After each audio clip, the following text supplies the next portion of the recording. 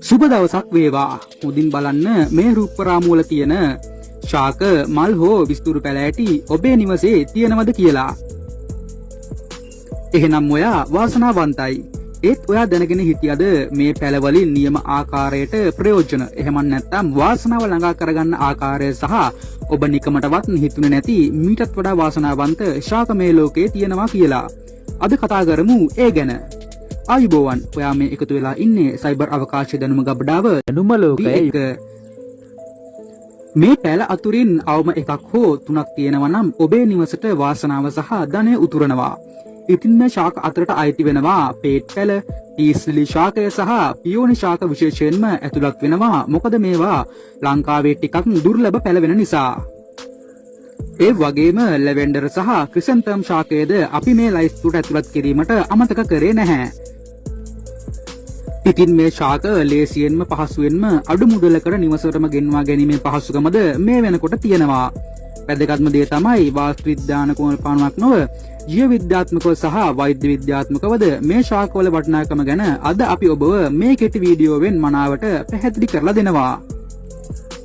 ඒ මොකද කියනවා නම් අපි උත්සාහ කරන්නේ විද්‍යාත්මක ආකල්ප සහ වටිනාකමක් ඔබට ඉගැන්වීමටයි. මේ කරුණ මුල සිටම අපේ නාලිකාව සමග එකතු වෙලා හිටිය අපේ සහෘදයෝ නම් හොඳට දන්නවා අපේ වීඩියෝ කෙතරම් අධ්‍යාපනිකව සහ එදිනදා ජීවිතයට වැදගත්ද කියලා. එහෙනම් වෙනද වගේම දැන් මේ වටිනා වීඩියෝවට ලයික් එකක් දාලා බලන්න එකතු වෙන්න. ඉතින් ඔයාටත් අවශ්‍යයි නම් ඔයා ගෙවන ඩේටා ප්‍රමාණයට සහ වියදම් කරන කාලයට නියම වටිනාකමක් ගෙන එන මෙවැනි වැදගත් සහ අධ්‍යාපනික වටිනාකමක් සහිත එදිනදා ජීවිතයට අනිවාර්යයෙන්ම වැදගත් වෙන වීඩියෝ නැරඹීමට මේ වීඩියෝ එකේ පේන පරිදි දැන්ම අපේ දැනුම ලෝකයව සබ්ස්ක්‍රයිබ් කරලා එකතු වෙන්න අපේ ආදරණීය ට. හරි, බොහොම ස්තුතියි. අපි දැන් යමු වීඩියෝවට.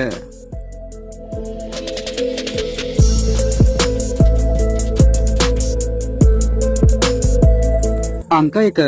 වාසනාවේ උණ ශාකයේ නොහොත් ලකී බැම්බෝ. මේ වාසනාවේ උණ ශාකයට පුළුවන් වාස්තු විද්‍යාත්මකව ධනය, සාමය සහ සෞභාග්‍ය ආකර්ෂණ කර ගැනීමට මහත් රුකුලක් දක්වන්න. මොකද ධනය සහ සෞභාග්‍ය ළඟා කර ගැනීමට මේ ශාකයට හරියට කාන්දමක් වඩා ලොකු ශක්තියක් ගැබ් වෙලා තිබෙන බව গুপ্ত වේදීන් පවසනවා. ඒත් මේකට හැම ශාකයේම ගැලපෙන්නේ නැහැ. ඔබ තෝරා ගන්නා උණ ශාකයේ මූලිකවම දඬු 6ක් හෝ 7ක් පමණක් තිබිය යුතුයි. මෙය අනිවාර්ය කරුණක් බව සිහි තබා ගන්න.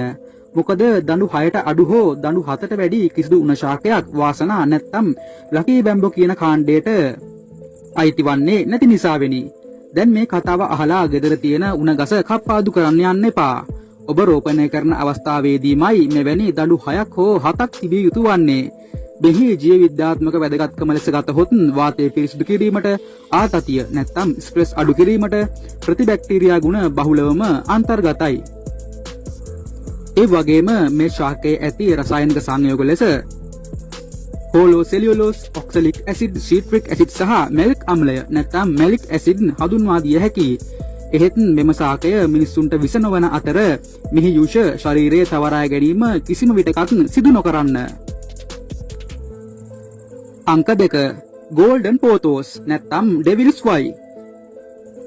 ගෝල්ඩන් පෝතෝස් ලෙස ලංකාවේ ජනප්‍රිය වාසනාවට අධික ආකර්ෂණයක් ඇති මෙම ශාකය ඔබේ නිවසේ ගිනිකොන දෙසින් ස්ථානගත කිරීම සිදු කරන්න. එහෙත් කිසිම අවස්ථාවක නිවසේ ඊසාන දෙසින් මේ ශාකය ස්ථානගත කරන්න එපා. මෙමගින් නිවසට ධනය ගලා එන මාර්ග අවේර වෙන බව සහ ඍණාත්මක ශක්ති කිරණ නිවස තුල පැතිරෙන බව গুপ্ত වේදීන් අදහස් දක්වනවා. ඉතින් මේ ශාකය නම් ලංකාවේ ඕනෑම පැල විකුණුම් මධ්‍යස්ථානයකින් ලබා ගැනීමටද පුළුවන්. මේ ශාක තෝරා ගැනීමේදී කොළ මිශ්‍ර කහ පුල්ලි ස්වභාවය වැඩි වශයෙන් ඇති ගසක් තෝරා ගැනීමටද අතිශයම හිතකරයි. මේ බව ඔබ ශාකය මිලදී ගැනීමේදී කල්පනාකාරී වන්න.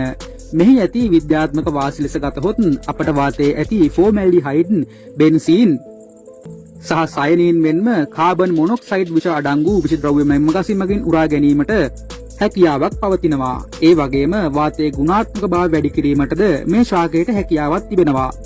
ඔබේ නින්දේ ගුණාත්මක භාවය ඉහළ දැමීම, ආර්ද්‍රතාවයේ නියාමනයට සහ ස්වභාවික ආර්ධව කාරකයක් ලෙසද මේ ශාකය ප්‍රයෝජනවත් වෙනවා.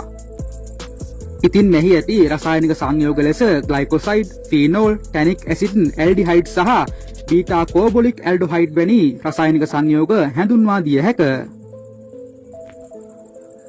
අංක 3 පේට් පැල. පේට් යනු කුඩා වටකුරු කොළ පැහැති කොළ සහිත ලංකාවේ සොයා ගැනීමට ඉතාම ලෙහෙසි අධික වාස්තු වටිනාකමක් සහිත පැලයක්.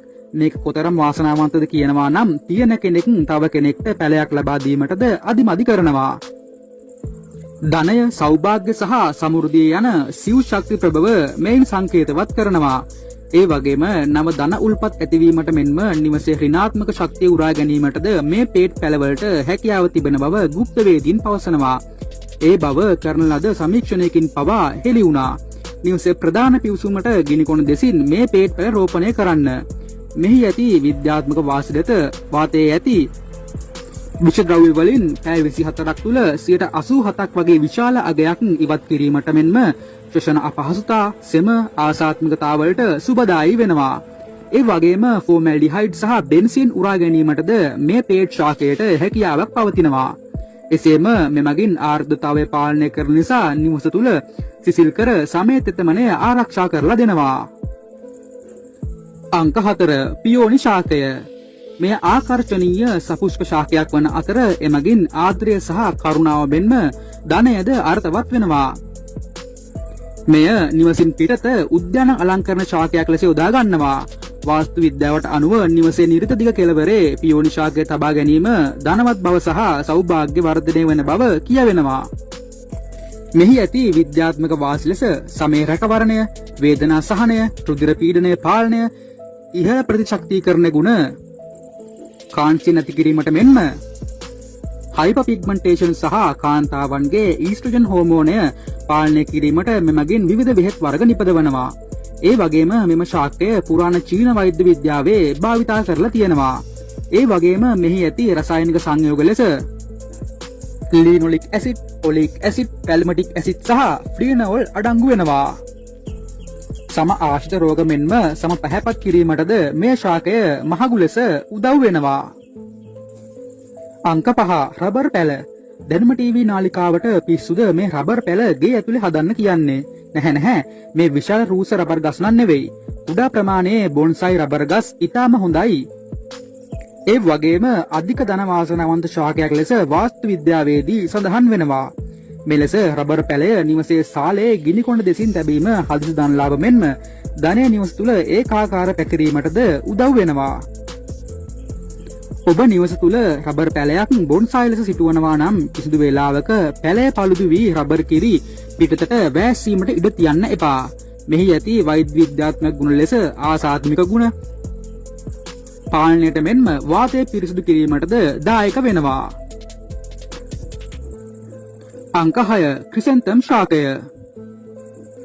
සුභවාදී බව, ධනවත් බව, වාසනාව සහ සතුට සෞභාග්‍ය රැගත් සුරදූතයන්ගේ මල් ලෙස මේ ක්‍රිසැන්තම් ශාකය බටහිර රටවලදී හඳුන්වනවා. වාස්තු විද්‍යාවට අනුව මේ ශාකය ආලින්දයේ තැබීම මගින් සතුට, ධනය මෙන්ම නිර්මාණශීලීත්වය වැඩි වෙනවා. එහෙත් මේ ශාකය නිදන කාමරයේ තබා ගැනීමට නම් සුදුසු වන්නේ නැහැ. මෙහි ඇති වෛද්‍ය විද්‍යානුකූල වාසි ලෙස මේ ශාකයේ කැරටිනොයිඩ් අඩංගු වෙන නිසා දැවිල්ල සමනය කිරීමටද ප්‍රතිඔක්සිකාරක ගුණ ඇති නිසා පරිසත්‍තිකරණය සහ ආත්‍ය දුරු කිරීමටද රුධිර සීනි මට්ටම් නියාමනය කිරීමට, හෘද සෞඛ්‍ය වැඩි දියුණු කිරීමට, ඔස්ටියෝපොරෝසිස් තත්ත්ව පාලනයට මෙන්ම අක්මා සෞඛ්‍යයටද ඉතාම හිතකරයි. පුරාණ චීනයේ මේ ක්‍රිසැන්තම් මලයේ රේණු වේලලා තේ වලට යොදාගෙන පානය කිරීම සිදු කරලා තියෙනවා කියලා දැන් හෙළි වෙලා තියෙනවා. අංක 7 පීස් ලිලි ශාකය. පීස් ලිලි එහෙම නැත්නම් සාමය ලිලි ශාකය ලංකාවේ එතරම් සුලභ ශාකයක් නොවේයි. එහෙත් බටහිර රටවල නිවසේ මොන පැල තිබුණත් ඒ අතර මේ පීස් ලිලි පැලයක් වරදින්නේ නම් නැහැ. නිවසට ධනෙ ළඟා කර ඍණාත්මක ශක්තිය අවශෝෂණය කර ගැනීමට මෙන්ම මේන් නිකුත් වන ලා සුවඳ නිසා මානසික උත්ප්‍රේරකයක් නැත්නම් මොටිවේෂන් එකක්ද ලැබෙනවා. වාස්තු විද්‍යාවට අනුව මේ පැලේ තබා ගැනීම සුසුම ස්ථානය වන්නේ නිදන කාමරයේ ජනේලය ළඟයි. මෙහි ඇති විද්‍යාත්මක වාසි ලෙස වාතය පිරිසුදු කිරීම, වාතය නැවුම් කිරීම, ආර්ද්‍රතාව නියාමනය සහ වාතයේ ෆන්ගස් අඩු කිරීම, ඒ වගේම මානසික සෞඛ්‍ය නංවාලීමටද මේ ශාකය ඉතාම හිතකරයි. අංක 8 ලැවෙන්ඩර් ශාකය. ලංකාවේ දුර්ලභ ශාකයක් වෙන මේ ලැවෙන්ඩර් ශාකය ගොඩක් බටහිර රටවල රෝපණය කරනවා එහි ඇති ගුණ නිසාම. වාස්තු විද්‍යානුකූලව මෙම පැලය ඔබේ නිවසේ නිදන කාමරයේ ස්ථානගත කරන්න. මීට අමතරව ඔබ දන්න ශාක මොනවද කියලා පහලින් කමෙන්ටුවක් දාගෙන යන්න අමතක කරන්න එපා. ඔන්න අද වීඩියෝවේ අවසානයට අපි ළඟා වුණා. ඉතින් අද වීඩියෝව ගැන ඔයා මොකද හිතන්නේ? අලුත් දෙයක් ජීවිතයට එකතු කරගන්න ඔයාට පුළුවන් වුණාද? එහෙනම් මේ වගේ subscribe කරලා දැන්ම එකතු වෙන්න. අතට ගිහින් එන්නම්. හැමෝටම ජය වේවා.